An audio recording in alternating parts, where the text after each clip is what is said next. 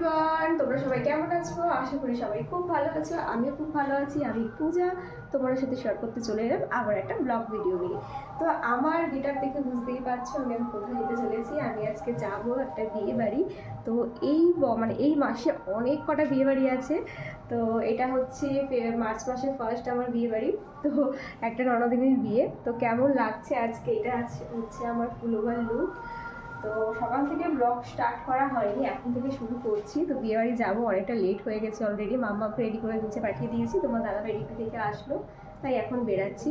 তো চলো, আজকে পুরো ব্লগটা থাকছে বিয়েবাড়ির উপরে। বিয়েবাড়িতে কেমন এনজয় করছি, কী করছি, সবটাই কিন্তু এই ব্লগে থাকবে।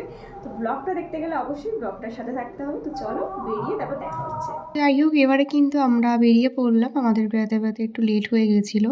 আর আমাদের বাড়ির সামনেই কিন্তু আরও একটা বিয়ে বাড়ি হচ্ছিলো, আমাদের বাড়ির উঠানেই বলতে পারো। সেখানে রান্না বান্না সব কিছু হচ্ছিলো, যার জন্য সকাল থেকে আজ সেরকম একটা বেরাতেও পারিনি। তো দেখো, এটা ছিল আজকের আমার আউটফিট। কেমন লাগছে অবশ্যই জানিও। সাথে তোমার দাদাভাইয়ের সাথে একটু ম্যাচিং হয়ে গেছিলো অজান্তেই। আর মাম্মামের সাথেও কিন্তু আজকে আমার ম্যাচিং হয়ে গেছিলো। মাম্মাম পরেছিল ল্যাভেন্ডার কালার, আর আমিও একটু ডিপ ল্যাভেন্ডারের মধ্যে পরেছিলাম শাড়িটা। তো আজকে আমাকে কেমন লাগছে অবশ্যই জানিও।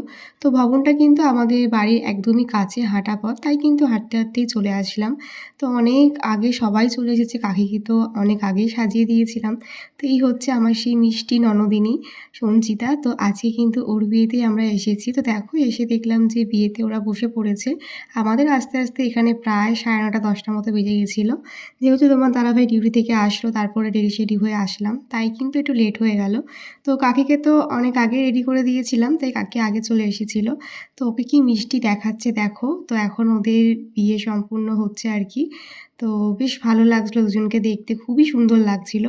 আর ওরা কিন্তু হাজব্যান্ড ওয়াইফ দুজনে কিন্তু ম্যাচিং করে ড্রেস কোডটা করেছিল, দেখতেই পাচ্ছ। তো যাই হোক, এখানে এসে দেখতে পেলাম কাকি নেই, তাই কিন্তু কাকির খোঁজ করতে করতে চলে গেলাম ওপরের রুমে। সেই রুমটা একটু ফাঁকা ছিল। আর ওর যেখানে বিয়ে হচ্ছিল না, সেখানটা প্রচণ্ড গরম ছিল, কারণ ওখানে অনেক লোকজন ছিল তার জন্য। তারপরে এখানে এসে দেখি যে কাকি এখানে আছে, আর অনেকেই ছিল। তো দেখো মামামের আজকের লুকটা কেমন লাগছে। জামাটা অনেক ছোটোবেলার, ওর তো এই জামাগুলো ছোটো হয়ে যাচ্ছে বলে আজকে পরিয়েছিলাম। তো বেশ ভালো লাগছিলো, তখন তো অনেকটাই ছোট ছিল। এরপরে আর এই জামাগুলো পরানো যাবে না, তবে এই জামাটা যেন গুনে গুনে মনে হয় 2বার পরেছে। যাই হোক, এটা ছিল কাকির ফুলোবার লুক। কাকিও কিন্তু আজকে আমি সুন্দর করে সাজিয়ে দিয়েছিলাম। তো কাকির লুকটা তোমাদের কেমন লাগলো অবশ্যই জানিও। আর এখানে কিন্তু আরও সবাই ছিল বসে, সবাই মিলে একটু আড্ডাই আর কি করলাম। তারপরে চলে গেলাম স্টলে কী কী আছে দেখতে। যদিও এখন আর রাত্রি 10টার সময় স্টলের কিছু খাবার খাবো না, এখন অনেকটাই রাত্রি হয়ে গেছে। তো দেখলাম স্টলে ছিল হচ্ছে ফুচকা, তারপরে পকোড়া, আরও অনেক কিছু ছিল, সেগুলো আর দেখা হয়নি। তারপরে কিন্তু বসে পড়লাম আমরা খেতে, কারণ রাত তখন 10:30 মতো বাজছে। বাড়িতে গিয়ে মাম্মামকে আবার খাওয়াতে হবে, তাই কিন্তু এর থেকে বেশি দেরি করলাম না। তাই কিন্তু সবাই মিলে বসে পড়লাম খেতে। তো খাওয়া দাওয়ার পরে একটু সময় কাটিয়ে তারপরে বাড়ি যাব। তো এখন দেখো, আমাদের কিন্তু বসার সাথে সাথে প্লেট দিয়ে দিয়েছিল, আর মামাও কিন্তু আমাদের সাথে একটু খেয়েছিল। তো চলো তোমাদের সাথে শেয়ার করি আজকের বিয়ের মেনুতে কী কী ছিল। তো প্রথমে দিয়ে দিয়েছিল হচ্ছে ভেজিটেবিল চপ, সাথে ছিল সস স্যালাড। তারপরে দিল কিন্তু কড়াইশুঁটির কচুরি, চানা মশলা, যেটা খেতে তো আমার দুর্দান্ত লেগেছিল। আর এই কড়াইশুঁটির কচুরিটা কিন্তু মামাও একটু খেয়েছিল। তারপরে কিন্তু ছিল হচ্ছে প্লেন ভাত, আর সাথে ছিল হচ্ছে ভেজ ডাল, ঝুরি আলু ভাজা। তারপরে ছিল কিন্তু তার সাথে চিকেন কষা। তো অনেক দিন পরে কিন্তু একটা বিয়েবাড়ি পেলাম যেখানে সাদা ভাত দেখলাম, মানে ভালো লাগলো আর কি। এখন তো বেশিরভাগ বিয়েবাড়িতেই বিরিয়ানি ছাড়া আর কিছু করে না, তাই এই মেনুটা কিন্তু আবার সুন্দর লেগেছে। তো দেখো, বলতে বলতে পড়ে গেল পাতে সাদা ভাত, ভেজ ডাল। ভেজ ডালটা বেশ ভালোই টেস্টফুল হয়েছিল।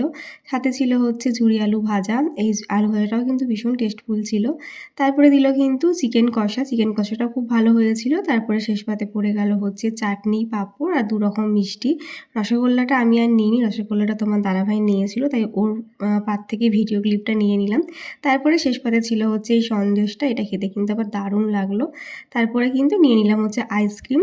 আইসক্রিমের পরে কিন্তু দিয়েছিল হাতে জুয়ানের প্যাকেট, সেটা দেখানো হয়নি। খাওয়া দাওয়া সেরে নিচে এসে দেখি যে এখানে সিঁদুরদান সবে হবে, তবে কিছুর জন্য একটা সিঁদুরদানটা আটকে ছিল, তাই আর বেশিক্ষণ ওয়েট করলাম না, আমরা বেরিয়ে আসলাম, কারণ মাম্মাম কাঁদছিল, ঘুম পেয়েছিল। যাই হোক, তারপরে দেখো চলে আসলাম পাড়ার প্যান্ডেলে। তো এখানে একটু ভিডিও শ্যুট করে নিচ্ছিলাম। তো এটা ছিল আমার পূর্ণবার লুক। তো বাড়ি যাওয়ার আগে কিন্তু এই ভিডিও শ্যুটটা করে একদম বাড়িতে ঢুকবো। তো এখানে কয়েকটা ফটোও তুলেছি। বাড়ির সামনে এত সুন্দর করে সাজিয়েছে তাই কিন্তু নিজেকে আর আটকে রাখতে পারলাম না। তাই এখানে একটু ফটো ভিডিও ক্লিপ নিয়ে নিলাম। যাই হোক, আজকের ব্লগটা আমি এখানে শেষ করলাম। তোমাদের কেমন লাগলো অবশ্যই জানিও। ভালো লাগলে কিন্তু লাইক কমেন্ট করতে কেউ ভুলো না। আর দেখা হচ্ছে নেক্সট পার্টে রিসেপশনের ব্লগে। তো চলো আজকের মতন টাটা, বাই।